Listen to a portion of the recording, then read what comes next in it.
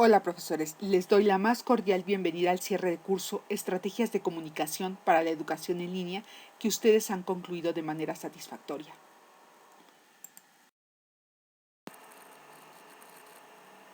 A lo largo de este curso se reflexionó sobre la comunicación como componente fundamental tanto en la enseñanza como en el aprendizaje.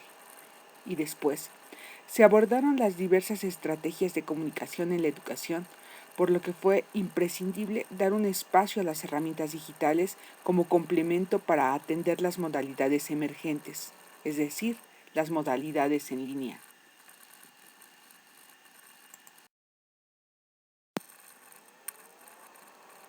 La comunicación adecuada, clara y asertiva es imprescindible en la construcción de conocimiento y logro de diferentes aprendizajes. De ahí que diversos actores en el proceso educativo se convierten en emisores y receptores de mensajes frente a diferentes interlocutores, ya sea colegas, directivos, personal administrativo y principalmente estudiantes.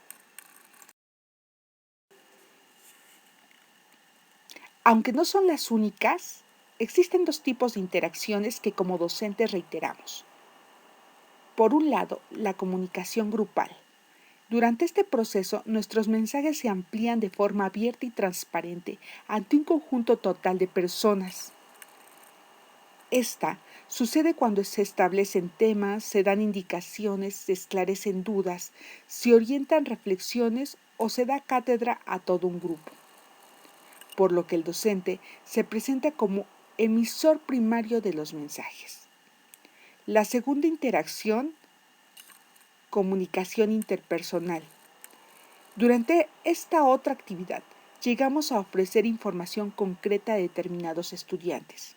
Esto sucede cuando, por ejemplo, un estudiante busca ampliar la información, expresar su opinión frente a lo visto en la clase o plantea alguna duda. En tales casos necesitamos establecer una escucha activa, donde se medie el código para comprender las necesidades de los estudiantes y ofrecer respuestas amables, claras, asertivas y comprensivas.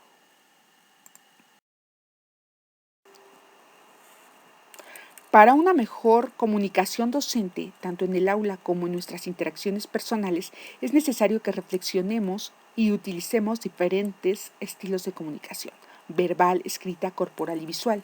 La comunicación verbal y corporal suele ser altamente empleada en la modalidad presencial, pues gran parte de las interacciones recaen en ellas al ser directa e inmediata. No obstante, también se pueden emplear en la modalidad a distancia cuando se envían audios o videos. En cuanto a la comunicación visual y escrita, suele ser altamente empleada en la modalidad a distancia, pues permite establecer medios permanentes para emitir o recibir información de forma asincrónica y para estudiantes en diferentes lugares del mundo. Este tipo de comunicación también es notorio apoyo para la educación presencial, ya que ejemplifica, refuerza mensajes y muestra lo que solo se construyó mediante el discurso verbal. Por lo mismo, se sugiere su uso para apoyar nuestra práctica. Derivado de lo anterior, la comunicación puede aplicarse con diferentes métodos, como la comunicación interactiva, en la que dos o más partes mantienen comunicación multidireccional, ya sea de cara a cara o a través de videoconferencia. Al respecto, reconocimos los métodos push y pull para compartir información a través de mensajerías, wikis, repositorios y bases de datos.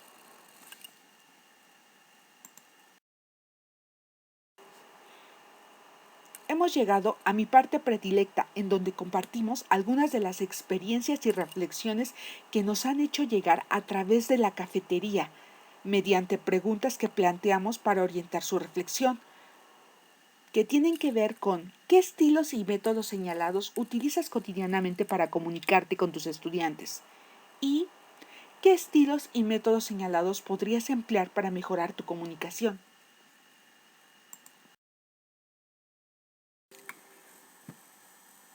Quiero presentarles la reflexión que nos envía la profesora María de Lourdes de la asignatura de Química. Ella nos comenta que utiliza los diferentes estilos de comunicación: la verbal, cuando presenta el curso y da indicaciones a lo largo del mismo; la comunicación escrita, a través de la presentación del plan de trabajo y el material impreso; La comunicación visual a través de contenidos en el pizarrón y presentaciones digitales. Y finalmente la comunicación corporal cuando está frente a grupo y lo acompaña de comunicación verbal. Identifica ciertas preferencias, como la comunicación visual, porque nos comenta que comunica el código científico, es decir, las fórmulas, las reacciones y otros elementos para apoyar su materia. El modelo que utiliza de comunicación es el de transmisor de contenidos, aunque en momentos utiliza el modelo dialógico. En cuanto al tipo de interacción, menciona que es la grupal, aunque hay una tendencia por hacerlo interpersonal. Sin embargo, el tiempo y la cantidad que tienen los grupos de estudiantes impiden que logre ello. Para mejorar, nos comenta que ella pretende, más que implementar un modelo o un tipo de interacción o estilos de comunicación, pretende considerar enfocarse en crear puentes para una comunicación efectiva.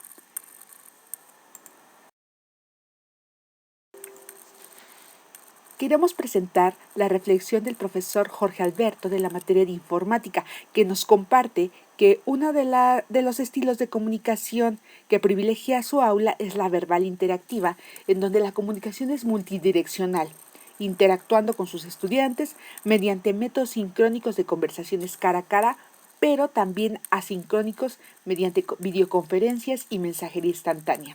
Aquí en esta última reflexiona y advierte sobre la posibilidad de las malas interpretaciones que se pueden generar con herramientas como la mensajería instantánea.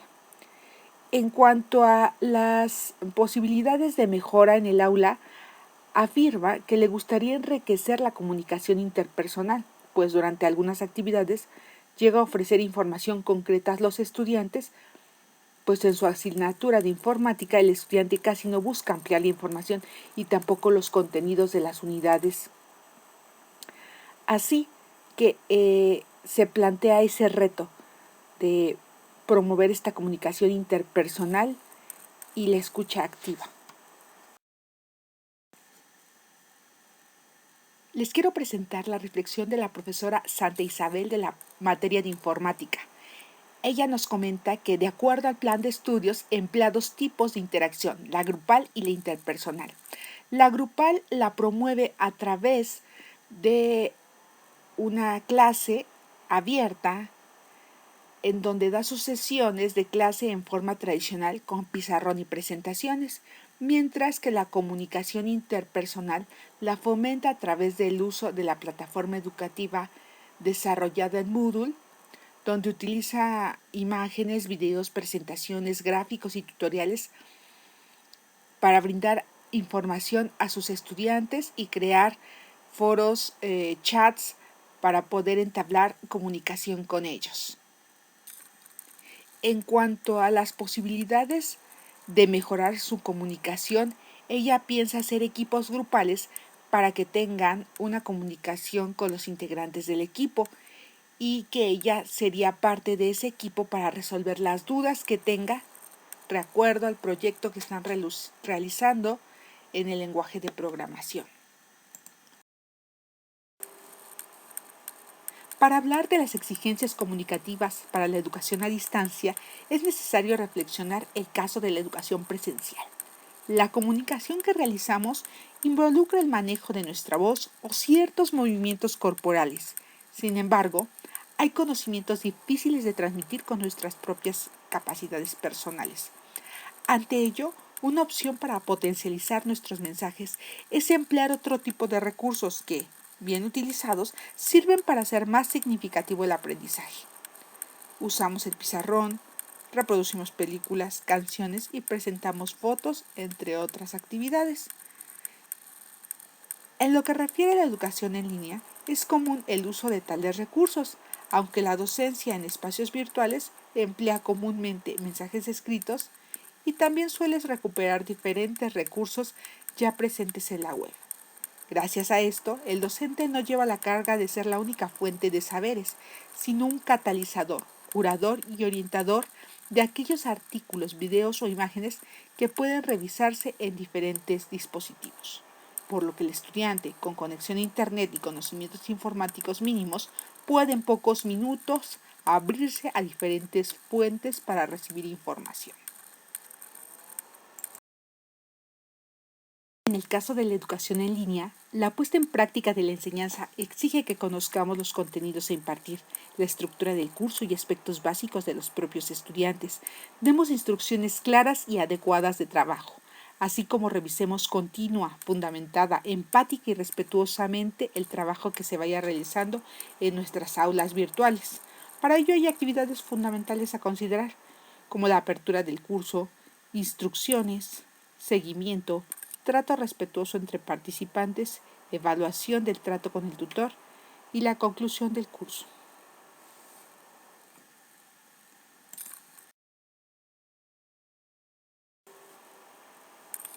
En cuanto a los modelos de comunicación y procesos de enseñanza-aprendizaje, mencionaremos dos. El primero, el modelo transmisor de comunicación frontal, que trataba a los alumnos como objetos de recepción y depositarios de la información. Y el segundo modelo, el modelo de interlocución o dialógico, plantea el proceso de enseñanza-aprendizaje con la participación activa de los educandos.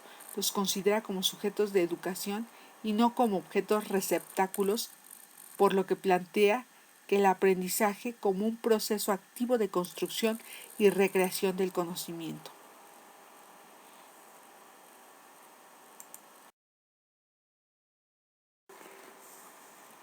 La comunicación con el docente en línea debe ser informada, honesta, colaborativa, clara, coherente, consciente, motivadora, persuasiva, adaptativa e integradora.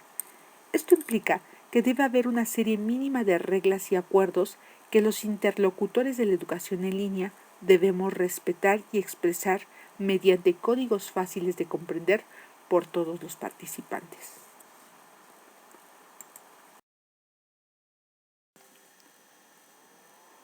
En cuanto a los recursos digitales y estrategias para favorecer la comunicación, encontramos un elemento importante para la enseñanza en ambientes virtuales. Se trata de las herramientas digitales que se pueden encontrar en Internet o diseñar mediante algunos conocimientos informáticos.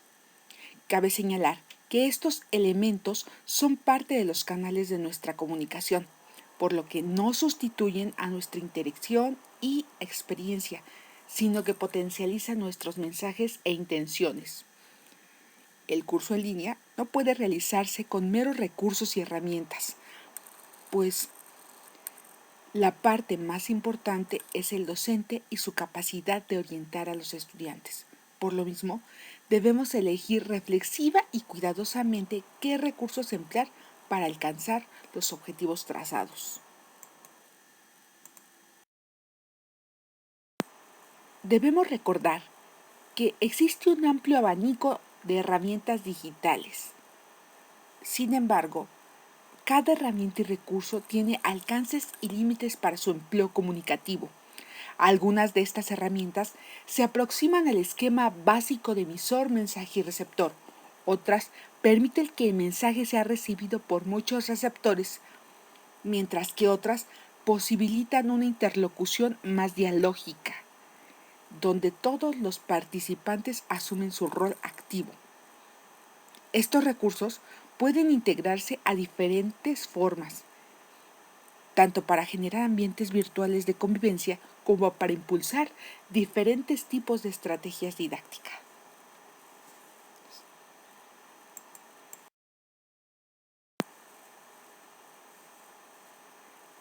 En esta segunda parte compartiremos experiencias y reflexiones que nos han hecho llegar a través de 3 preguntas. ¿Qué herramientas y recursos digitales piensas que son más pertinentes para cada tipo de estrategia didáctica? Segunda, ¿cuáles herramientas digitales consideras que permiten una mejor comunicación y son útiles para abordar los temas que impartes? Y 3, ¿qué recursos podrías sugerir a los docentes que imparten tu misma disciplina o asignatura?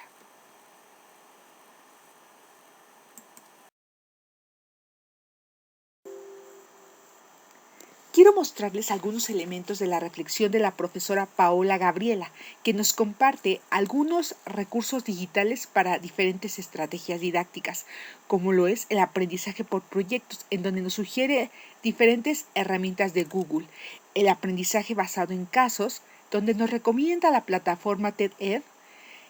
En cuanto al aprendizaje basado en problemas, nos sugiere buscadores avanzados, tableros para presentación de resultados, grupos de Facebook y también algunos foros de discusión.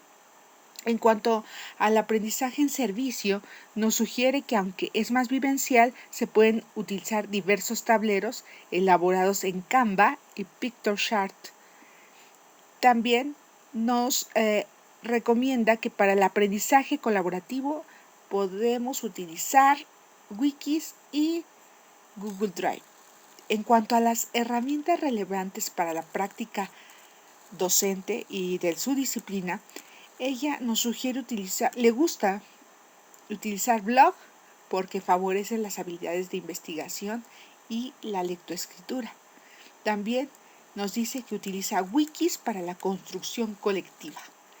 Nos sugiere como recurso la herramienta Kahoot, no sé si se pronuncia, la cual de alguna manera posibilita elaboración de cuestionarios mediante concursos. Habrá que explorar esta nueva propuesta.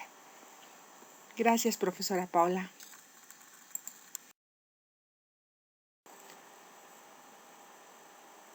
Les presento algunos de los elementos de la reflexión del profesor César de Matemáticas.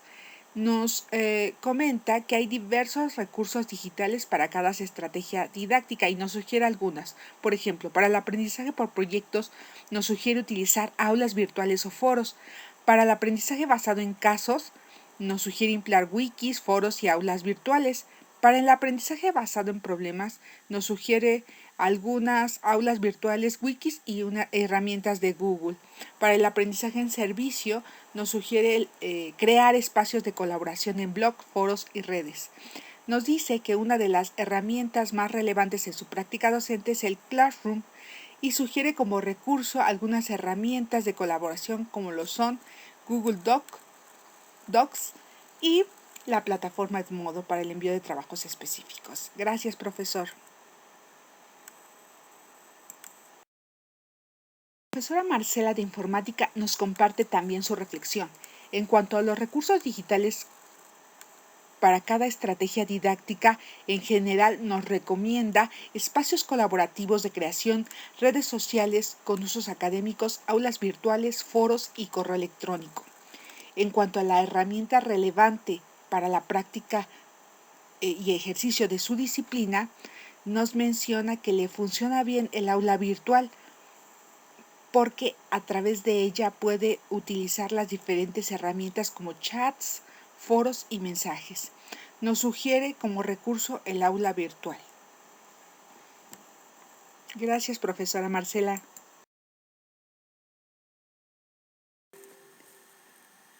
Quisiera cerrar este curso mencionando que, sin importar la modalidad educativa que se trate, la comunicación se realiza de varias maneras y estilos. En todos ellos, los docentes jugamos un rol sumamente importante, pues solemos iniciar los cursos, transmitir saberes, retroalimentar a nuestros estudiantes o señalar cierres mediante varios métodos y canales. Hay que considerar que toda comunicación en el aula puede realizarse de forma hablada o escrita mediante imágenes, grafos o fonemas, en tu idioma natal o en una lengua diferente, empleando recursos propios o ajenos, entre otros. Les agradezco mucho sus participaciones, han sido bastante enriquecedoras y esperemos que no abandonen los foros que en este caso, se publican en la cafetería. Gracias.